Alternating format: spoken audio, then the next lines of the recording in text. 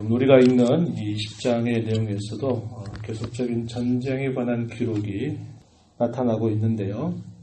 오늘 본문을 보게 되면 암몬의 라빠 지역을 함락시킨 일들에 관해서 기록을 하고 암몬의 왕이 썼던 이 왕관을 빼앗아서 다윗이 그의 머리에 썼다라는 기록을 우리가 살펴봅니다. 이것은 완전한 승리를 상징해 주는 그런 표현이 되겠고요.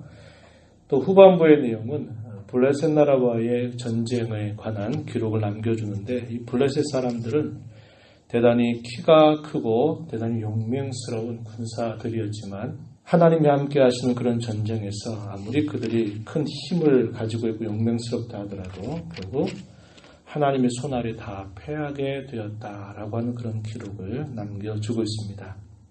오늘 우리가 읽은 이 본문의 말씀 속에 우리가 확인해 볼 수 있는 특별한 내용들이 하나 있는데 그것은 사무엘하 11장 1절 이하에 보게 되면 다윗이 하나님 앞에 범죄한 사건에 관한 기록이 생략이 되고 있다는 겁니다.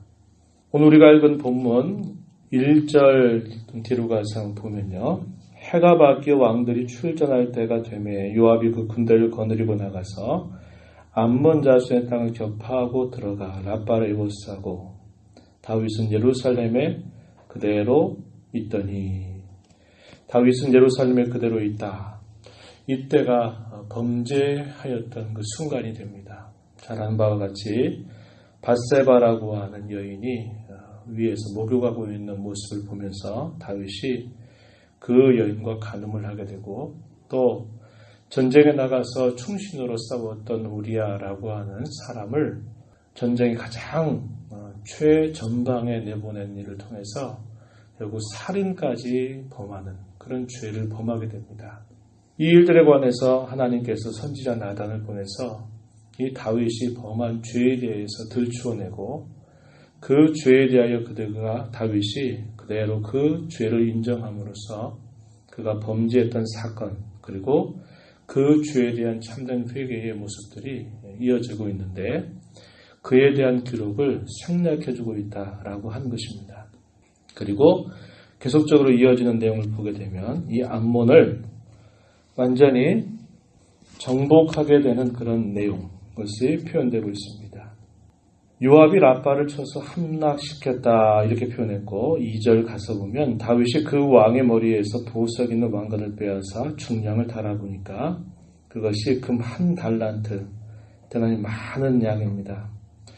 그들의 왕관을 자기 머리에 썼다. 다윗이 그의 머리에 썼다 이렇게 표현합니다.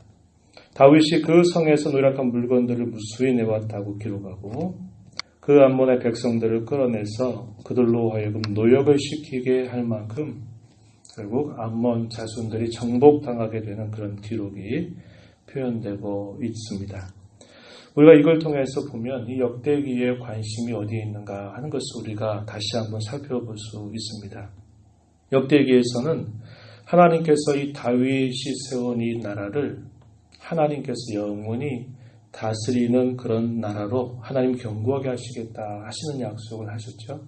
이에 대한 기록은 우리가 역대상 17장에서 함께 읽었던 내용이고 사무엘서를 보게 되면 사무엘하 7장을 보게 되면 내가 패한 사울과 같이 내가 너의 자녀에게 그렇게 하지 않겠다.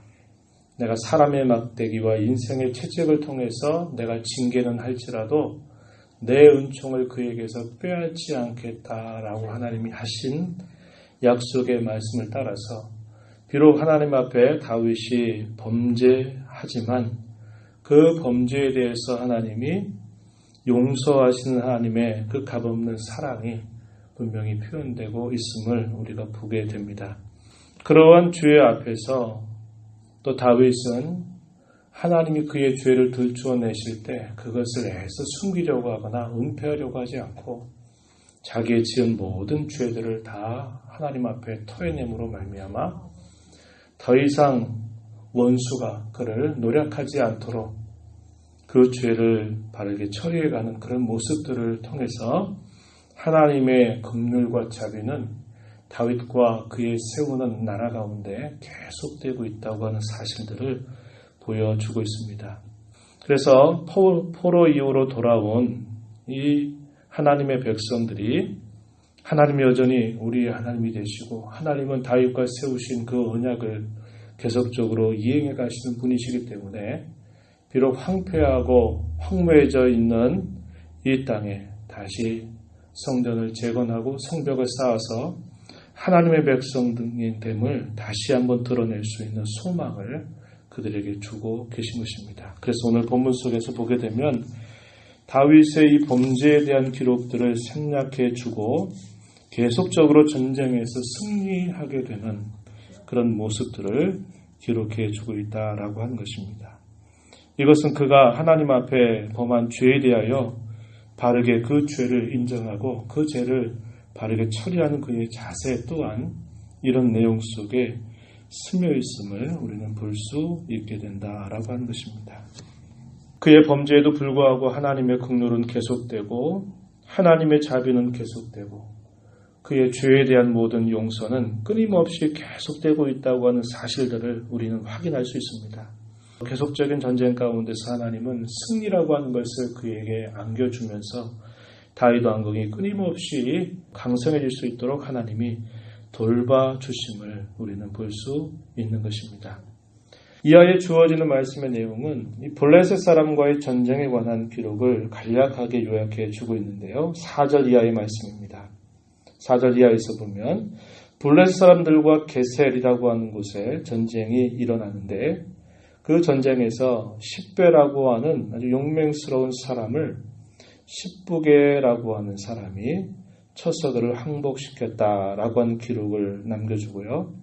5절 가서 보면 다시 블레셋 사람들과 전쟁할 때에 엘한난이 가드 사람 골리앗의 아우였던 라흐미를 죽였다라고 말합니다. 이 라흐미라고 하는 사람 골리앗의 동생인데 이 사람이 지니고 있었던 창자루가 배틀채같이 컸다라고 알려주고 있습니다.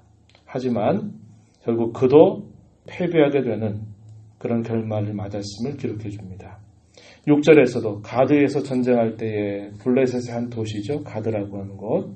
그곳에 전쟁할 때에도 손과 발이 6개씩 24개를 가지고 있는 거대한 장수. 그 장수도 다윗의 형 시므아의 아들 요나단이 그를 죽였다라고 이렇게 말해서 모든 이 블레셋의 용병들이 결국 다윗의 손과 그 신하의 손에 다 죽었다라고 이렇게 알려주고 있습니다. 마지막 8절 말씀에 보면 그 기록이 표현되고 있죠. 가드의 키 큰 자의 소생이라도 다윗의 손과 그 신하의 손에 다 죽었더라. 하나님께서 결국 이 블레셋 나라의 모든 장수들조차도 이스라엘의 모든 신하들 앞에 결국 무릎을 꿇게 만들므로써 하나님께서 그의 나라를 계속적으로 강성하게 세워가시는 그런 손길들을 우리가 볼 수 있습니다. 옛적에 다윗이 어쩌면 소년 시절 골리앗과의 싸움으로 그 한 번의 싸움으로 승리한 게 아니고 그것이 하나의 승리의 깃발을 꽂은 사실이었다면 그 전쟁은 흐르는 시간 속에서 계속되고 있다고 하는 것을 우리가 볼 수 있는 것입니다. 그런 것이죠. 우리가 이 땅에 사는 동안 우리 육신의 장막을 벗기 전까지 우리는 우리 싸움이 결코 끝나지 않는다고 하는 것을 잊지 말아야 합니다. 한 번의 큰 승리를 해서 그 승리에 도취돼서 이제 모든 것이 다 끝났다라고 여길 수 없는 것입니다. 큰 승리 이후에도 계속적인 영적인 싸움은 계속되는 것이고 완전히 괴멸될 때까지는 그 전쟁이 역시 끝나지 않고 있다라는 것을 우리는 보게 되는 것입니다. 블레셋 나라만 정복했다 그래서 그것이 끝나는 건 아니고 그 주위에서는 모든 민족들 가운데 끊임없는 이런 대적과의 싸움은 계속되고 있다라고 하는 것을 우리는 보게 되죠. 다윗 시대에 이렇게 강성함을 잘 드러내지만 그 이후에 분열왕국 시대에 접어들고 그러면서 이 대적들에 의해서 결국은 또 넘어지게 되는 그런 역사의 아픔을 겪기도 한 것입니다. 저와 여러분에게 보여주는 것이 무엇입니까?